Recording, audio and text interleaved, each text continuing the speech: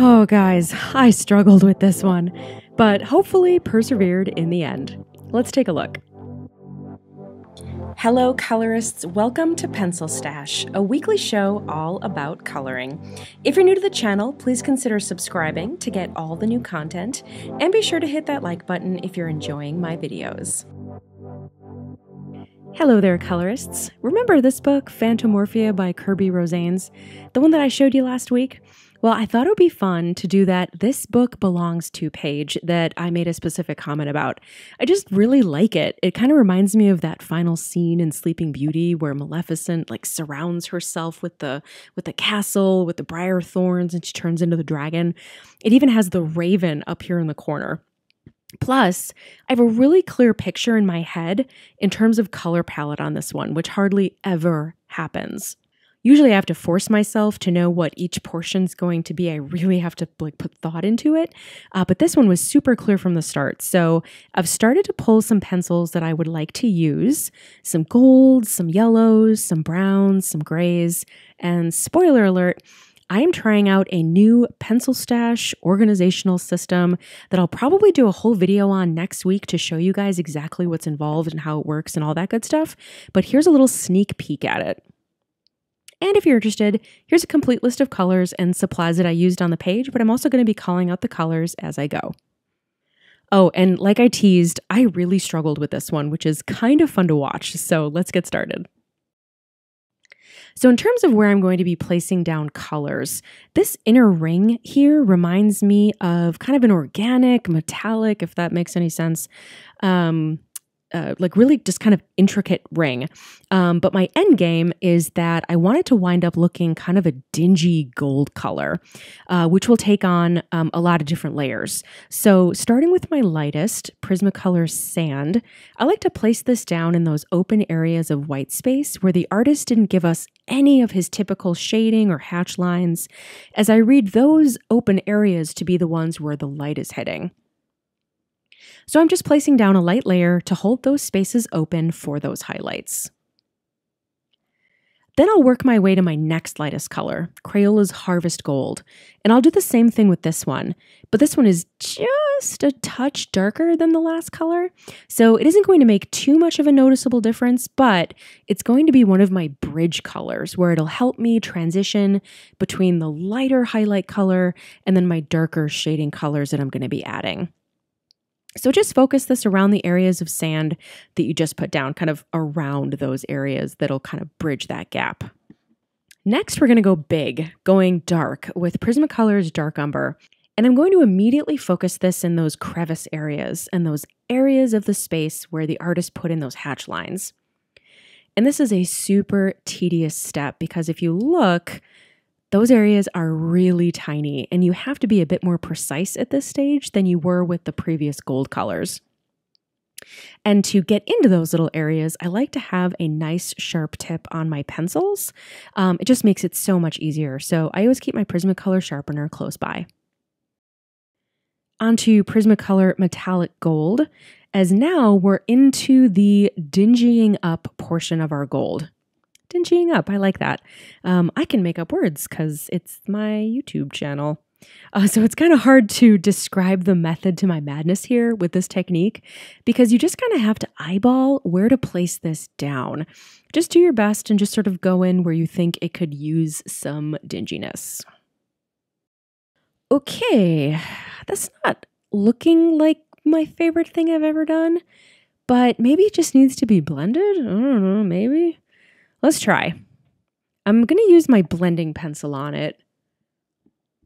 And I don't like that either. Okay, let's stop doing that. Let's just be super gentle with this. Let's try a totally dry Q-tip and see what that does. This is actually one of my favorite gentle blending methods. This is what you use when you don't want a super homogenized outcome. This is what you want to use when you just want to soften the edges a little bit.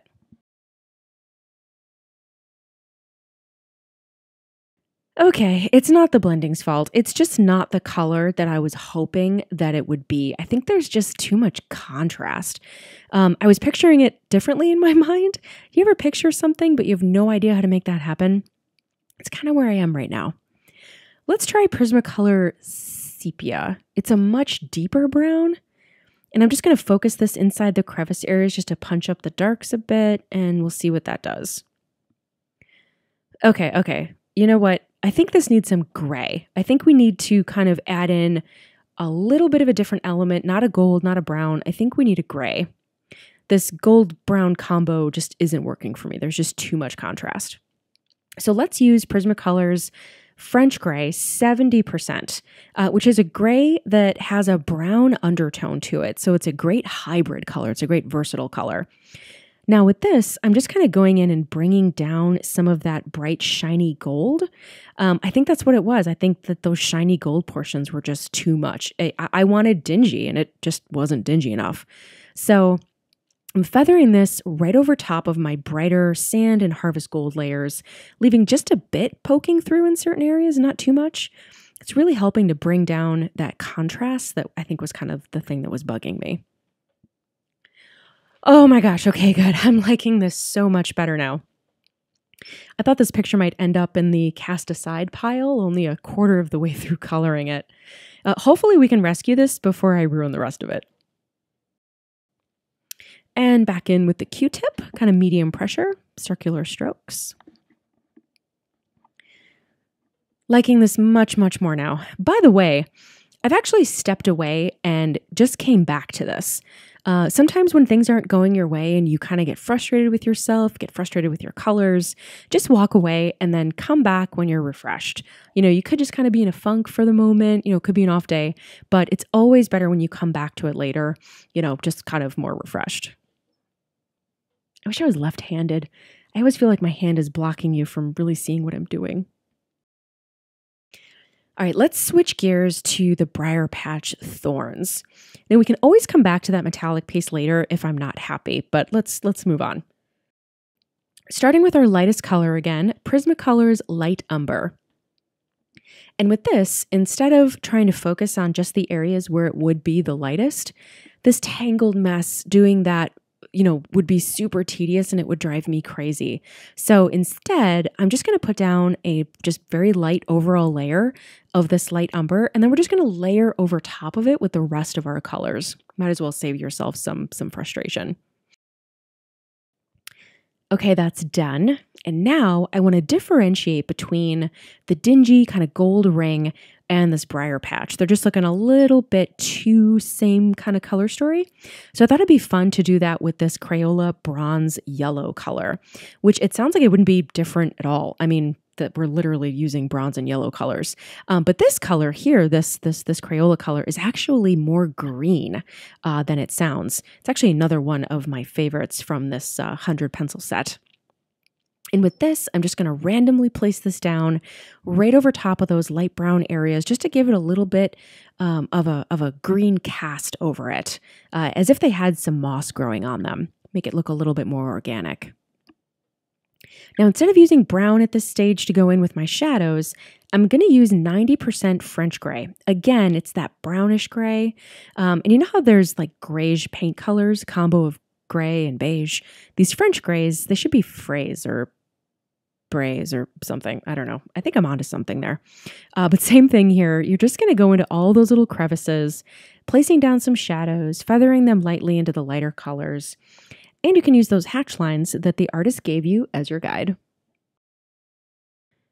All right, now we just need straight gray. So I'm going to use 90% warm gray. We're switching to warm now. And I'm just going in and creating some slight difference in those shadows, because that's the thing. You don't want it to be so consistent that it looks fake. Like it shouldn't look exactly the same in each section no matter what. It should have some sort of differentiation. Nothing in real life is that consistent, especially shadows. So switching up your colors here and there to bring some life to it kind of really makes a difference.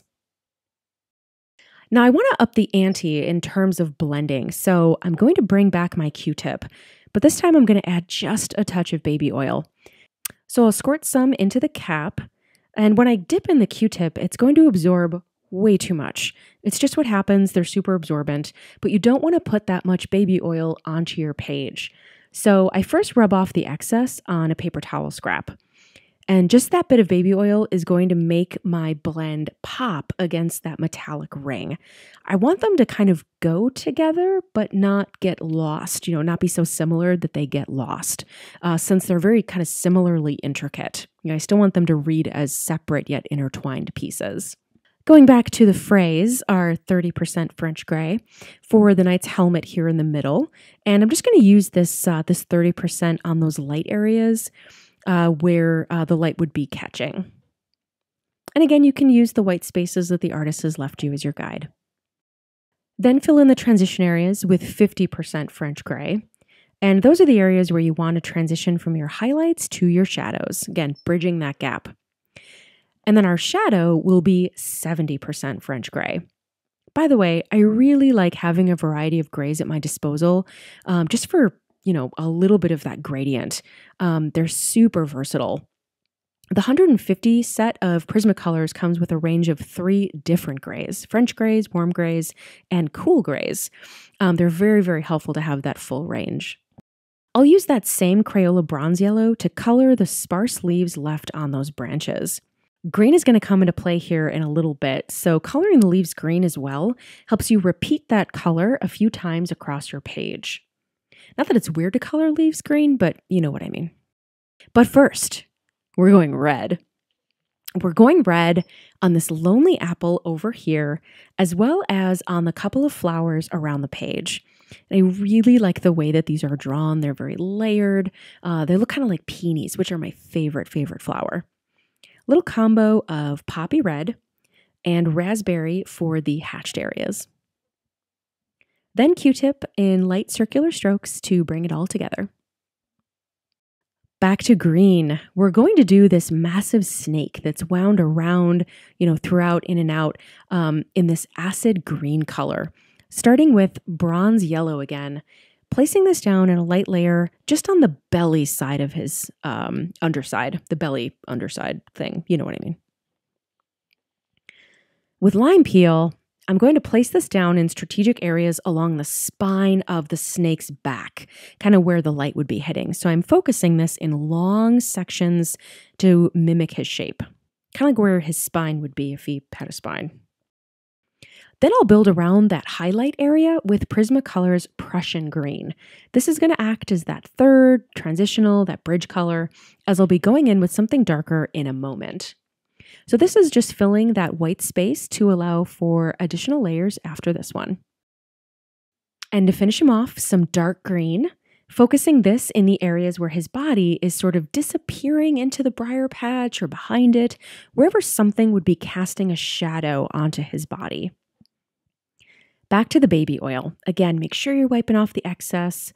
And I'm choosing to use the wet baby oil approach here instead of the dry because I want to amp up the intensity of these greens. And baby oil is a great way to do that. Okay, so we could leave it like this, but you know how I feel about that. I think I'm going to do a background. Let's do a pale yellow center that kind of bleeds out into that acid green color at the corners. How does that sound? Sound good? So we're going to start with jasmine, and I'm using very light pressure here, very light pressure. When you have large open spaces like this, your pencil strokes become painfully obvious. So you really have to restrain yourself from pressing too hard from impatience and having to color such a large space all at once.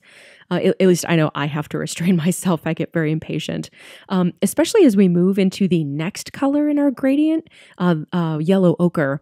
The transition will be a lot more obvious. So if you don't feather them in with that light pressure, you're really going to see that transition area. So take your time here, do your best. I definitely still struggle with these big open areas, but do your best. And I'll place this down right up against that inner metallic ring, as well as along the edge of the outside of the briar patch area, kind of getting into all those little nooks and crannies. Also, try to be organic with the shape that you end with, meaning the edge that's kind of meeting the white space right now. It's just a stylistic choice, but I don't really want it to read as like a clean, perfect circle. I'd rather it kind of read as circular in shape, but not, clean exact edges. So, just be a little organic with it. Then I'm going to go in and I'm just going to sort of kiss some areas of this yellow ochre with Prismacolor's goldenrod, just to give it a little bit of dimension and some variation. Back in with Crayola's bronze yellow. That's our next transition color as we move into sort of the green areas of this background. And this color will perfectly bridge between our yellows and our greens. And then in with lime peel, and you'll notice I'm covering a smaller and smaller area as I go. And then finally, a little bit of Prussian green at the corners.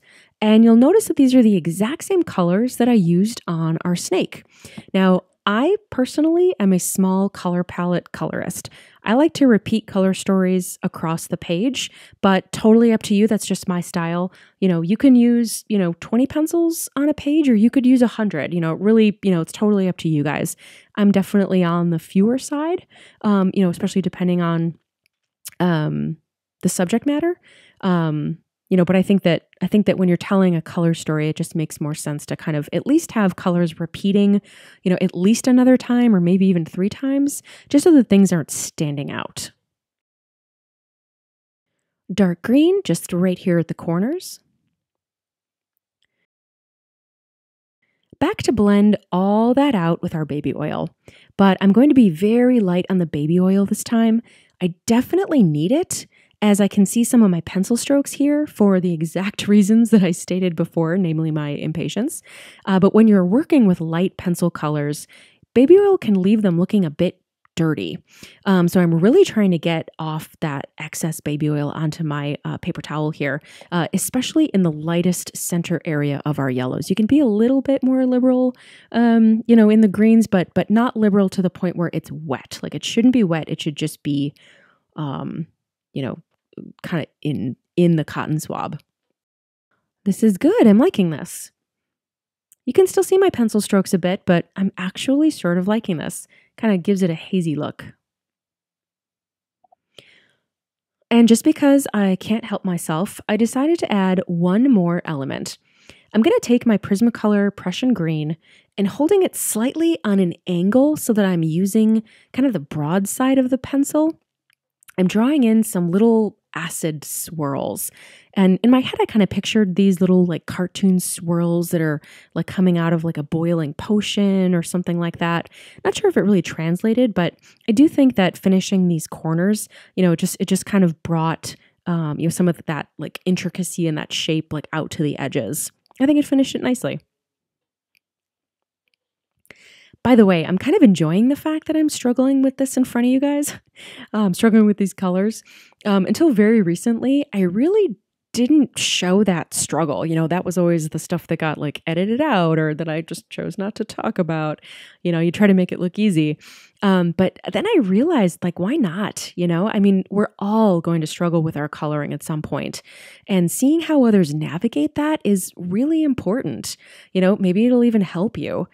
Since I opened up my coloring books a few weeks ago to kind of show you guys like the good, the bad, the ugly, the half finished, I really changed my mind, and it feels good to show you this side of my artwork. Sometimes it's hard. Sometimes it doesn't work out the way that you wanted. And most of the time, it's good to push through it and finish anyway. Even if you don't end up liking it, sometimes it kind of teaches you a lesson. And then there's times that you just want to burn it with fire and never speak of it again, and that's okay too. So it's really fun to share this with you guys. And here she is, all done. I really enjoy these Kerby Rosanes books. The subject matter and the style is just so much fun to color.